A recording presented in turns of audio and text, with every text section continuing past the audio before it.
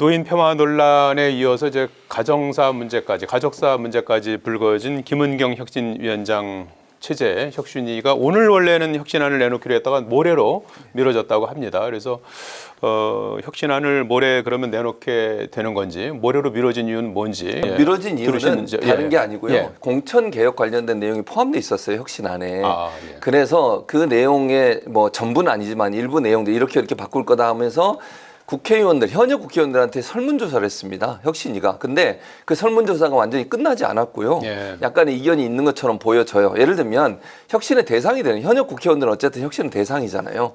혁신을 하게 되면 그 대상은 현역 국회의원이 될 가능성이 높아요. 혁신의 대상이 혁신위가라는 얘기도 그런 얘기가 있는 것은 이제 혁신위의 혁신위원장의 발언에 실언이 있어서 그런 얘기가 나온 거고, 이번에 혁신안을 내놓은 걸 보면 공천 개혁이 들어가니까 공천 개혁은 현역 프리미엄이 있는 부분들을 다 좀 떨어내고, 그리고 나서 신인들이 많이 들어올 수 있고 새로운 사람들이 영입될 수 있는 그런 구조를 만들자는 게 기본적인 방향이거든요. 그래서 그런 내용이 있다 보니까 현역 의원들이 좀 반발이 있을 수 있다고 봐요, 저는. 그래서 그런 부분들에 대한 조율이 끝나지 않은 것 같아요. 그러니까 제 개인적인 판단이고요.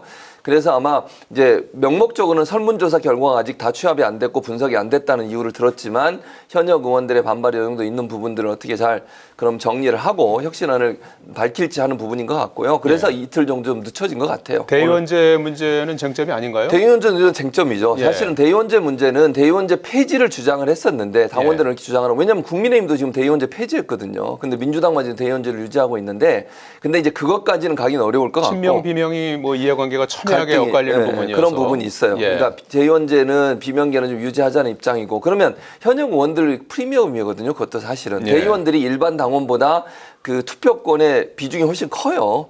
이거를 없애진 못하겠지만 좀 줄이자는 거죠. 예를 들면 100대 1이라면 뭐 10대 1이든 이 정도로 줄여놔야지, 너무 대의원들의 그 가중치가 너무 커지면 일반 당원들의 입장보다는 대의원들의 입장이 더 많이 반영될 수 있잖아요. 그렇게 되면 현역 프리미엄이 또 생기는 겁니다. 어쨌든 대의원들도 현역들이 영향을 미쳐서 대의원으로 등록하는 경우들이 많이 있기 때문에 그 부분에 대해서 어느 정도 손질이 필요하다고 저는 봐요.